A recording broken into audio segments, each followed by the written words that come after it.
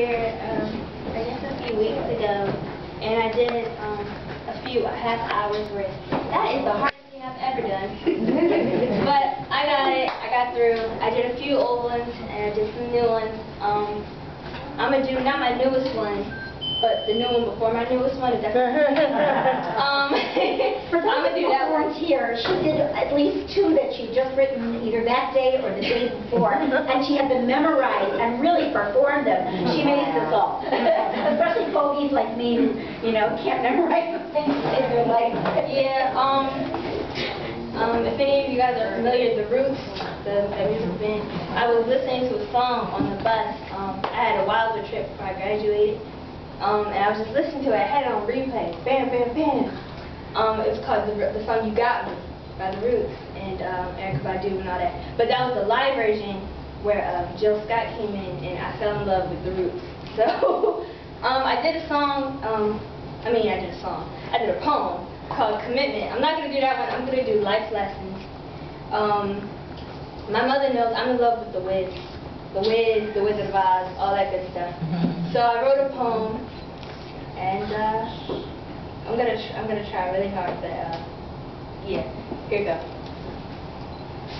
Life is full of lessons, but it's also full with misconceptions. My life lessons started on exactly March 30th, 1998 to now, where my mother pushed me into this world, held me in her arms, looked at my father, and said, "Let the games begin." And from then, they began to instill me with mannerisms that would help me grow into a strong young lady. Mannerisms like, never bite the hand that feeds you, they said. Don't burn your bridges, they said. What goes around, comes around, they said. But I guess I didn't listen. Because I've burned so many bridges that it feels like I'm sitting in a fiery pit in hell. And I've bitten so many hands that the hands of my loved ones have gone missing. And so many things have come back to haunt me, it feels like I've died and came back again. Maybe it's because I sold my soul.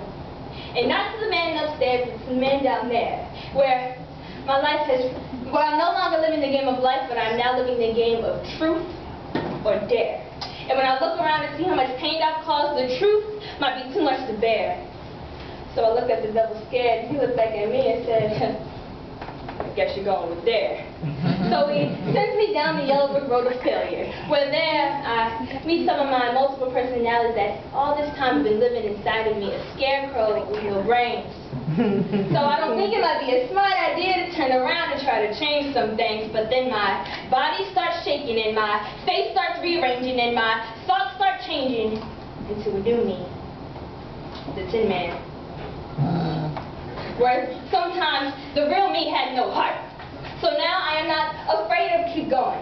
I am not sad about disappointing. I am not mad about hurting. But then my body starts shaking, and my face starts rearranging, and my thoughts keep changing into a new me. A lion. A lion who's afraid to keep trying. A lion who's afraid to keep striving, keep grinding. A lion. A lion who's afraid to do her best. A lion who's afraid to say, "I am not lucky, I am blessed." Wow. Then I kept on going down the yellow road of failure, and something caught my eye. It was the golden gate of the divine.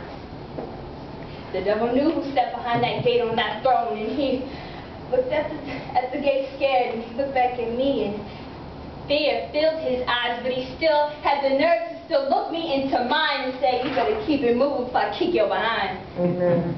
Then the devil got scared, and the light got brighter, and the devil became blind. And he started to scream and yell, and he said, "No, your soul is mine." That's it. And I walked into the golden gates, and I said, "I give my life to you. I'm here." And a voice came down from the throne and said, "My child, you were kept. And as you still managed to look away from me, your life was still blessed." And from then, my feet that were once on the ground began to take flight. And as I was taking flight, I lost my sight. But when I woke back up, I in a hospital bed. I saw my mother and father crying. They were crying because they looked at me and they thought I was dying. But I looked at my mother and I said, nah, I'm still here. See, the devil, he's lying. And they looked at me and their eyes filled with tears of joy, and that was the day that I was reborn.